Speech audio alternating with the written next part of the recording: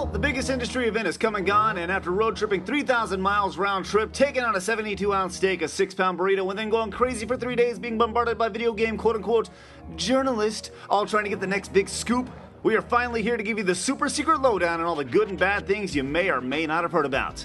Hey, I'm Stuttering Craig for ScrewAttack's Wins and Fails of E3 2010. Number 5.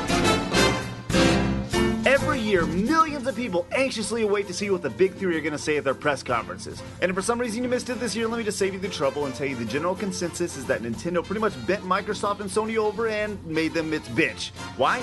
Well, how does a new Zelda, GoldenEye, Kirby, Donkey Kong Country, and Golden Sun sound? Oh, and don't forget about the official unveiling of the 3DS, which allows you to play 3D games without 3D glasses and is going to be backwards compatible with the remaining DS library. Yeah, pretty rad stuff for sure you gotta see and have in your hands to understand. 2010 was big for Nintendo, which they definitely needed after 2009's just debacle. Not a single mention of the Vitality sensor? Automatic win. Now, if Nintendo could just take that 3DS technology and get into the TV making business, Sony would really start shitting bricks. Number 4. Over the last couple years, I'd like to think that ScrewAttack's done a pretty good job of leading the retro revival as franchises that were once dead or at least on life support are now getting resurrected. Throw in the fact that fighting games are now regaining their rightful spot in the gaming world, and it's just the right time to make things right. And by right, I mean bloody, gruesome, and most importantly, 2D. Mortal Kombat is finally back. After having a long stretch of mediocre 3D games where they try to add fighting styles and characters nobody cared about, go-karts and chess, and even a foray into removing the fatalities due to licensing rights, MK is going back to the basics, and we couldn't have a bigger boner for this game. While we haven't had a chance to play it, everything we've seen makes us say yes, yes, yes! Now, if some movie studio could just greenlight that damn movie, we might just be in heaven. Get over!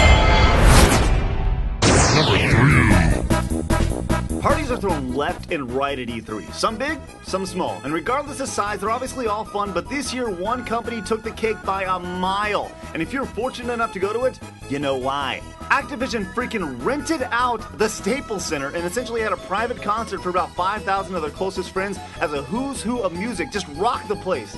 Everyone from Jane's Addiction to Eminem. Well, admittedly, I don't know everybody who performed. It was a bad-ass experience. And yeah, they asked for no photography or taping, but Activision's goal was obviously to create a buzz about their concert and the games their musicians were going to be in. And you know what? I have no problem helping them out with that because I had a badass time. So make sure you go buy Call of Duty Black Ops. Or Eminem may kill you. Number 2. We heart you guys. All of you. Okay, well, most of you. This year at E3, we felt the love right back when we were walking around the floor, and it was actually hard to get things done because all the great folks that just wanted to say hi. Hey man, thank you very much. Without sounding mushy, that's something we don't take for granted at ScrewAttack, and we definitely appreciate the appreciation you have for our appreciation of video games. While this entry may be a little bit more personal and less about E3, if you don't like it, suck my balls. It's number 1. Question: what is E3? Now, some would argue that it's a trade show that is there to impress stockholders and such. And if you're in that camp, you would be wrong. E3 is a media expo designed to show off the newest games in the gaming industry.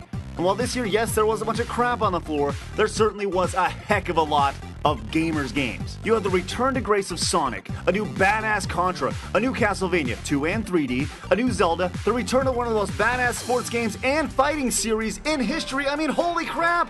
Those games got me so excited! Oh!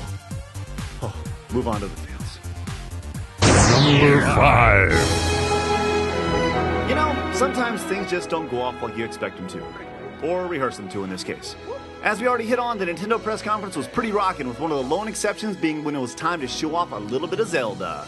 As big of smiles as we had to see Link's new adventure, those smiles quickly turned to cringes as we watched a video game legend attempt to showcase his latest creation, only to flail around to a non-responsive Wii. And you can see the sword following my movements one to one. Now, later, after getting our hands on the game ourselves, we did find out that the controls actually do work great, but for a few brief moments, we had to turn our heads and look away. But we didn't because it was kind of like watching a train wreck. Number 4. Speaking of train wrecks, G4. Now, in the middle of their reruns of Cops, they'll occasionally manage to put together some video game coverage. Now, obviously, it's all overproduced, and let's be honest, just not very fun to watch. So leave it up to Keith Apicary to try to liven the whole thing up. And while Booby McGamer over here is trying to do some hardcore journalism, Keith was looking for the real scoop. How about that? Have you guys seen the Dreamcast 2? Now, before he got his answer, he was promptly escorted off and yelled at and booted from E3. Unfortunately for G4, that was the most exciting 5 seconds of programming they had all week. Will Keith be back at E3 next year? I guess we'll just have to wait and find out. Number 3. Peripherals. Everywhere. Everything is a damn peripheral. This year, 2 really stuck out in our mind for absolute ridiculousness. One being this inflatable Mario Kart vehicle, which, hey, whatever, it's just some idea this guy had and he's trying to make a buck and make a living, so we're not going to be that hard on it, as silly as it is. What we are going to say is the most retarded thing we've ever seen is trying to sell laser tag as a video game. Are you serious, Ubisoft? Even the dude from The Soup wanted to hide while this was being demoed. Just gonna hide. Now, here's the dude who thought up this amazing technology. Something lots of gamers have been waiting for. I'm sorry. What? No! When did you ever say to your buddy on Xbox Live, hey, sure, being a space marine in space and firing this bazooka at your face is fun, but you know what I could really go for? The real thing. Just not nearly as cool, not in space without a bazooka, and doing so while looking like an absolute tool. And even if you have said that, you just wouldn't play laser tag. Dude, don't think we're dumb and try to sell this as new technology. It's called Photon. From the 80s. Look it up. Number 2. Alright, I'm just gonna throw this out there. You don't look good in a poncho. Sure, they're functional when it's raining, but when you're surrounded by 1,000 other of your not-so-closest friends that are dripping in sweat in a room and not allowed to even get water or leave? Not so much. Even if they have shoulder pads and lights in them. Let's go inside as we begin the journey by stepping into a mysterious forest. Yes, Jeff Keighley, let's go inside and witness this creative snooze fest. Now, by all accounts, the super exclusive media preview of it to Checkout Connect was pretty much a disaster. Now, I'm not going to lie to you and tell you I was there, but I've had plenty of journalist friends who were there and described it as, quote, one of the worst experiences of my life. Now, it may look pretty on TV, but throwing a bunch of smelly dudes in a room and making them wear ponchos isn't the best way to make a first impression. Now, if there's only some way they can make it up to them. It's number 1. Which is exactly what they attempted to do when Microsoft gave a bunch of journalists the new Xbox after their press event the following day. Lucky for you, faithful viewer, 1, I wasn't there, and 2, I'm no journalist, so Microsoft, you cannot buy me off. But if you'd like to, email Craig at ScrewAttack.com. Your press conference sucked my balls. You touched on a couple games that we knew were on the way, like Gears and Halo, but then we were bombarded by Kinect and his crappy casual games for an hour. Gag me. While Sony's press event was boring, yours was just straight up enraging. Microsoft, we know you have this new toy and you want to show it off, but have you forgotten about who's been buying your consoles, your games, your controllers over the last 5 years? Us, the real gamers. Will mommy and daddy buy Kinect? Yeah, probably. But I know I speak for every gamer out there when I say your technology is cool, but we hope it fails so you can get back to focusing on games and not a peripheral that is marketed like a new console that is designed to suck the market that the Wii already has a 4-year head start on you on.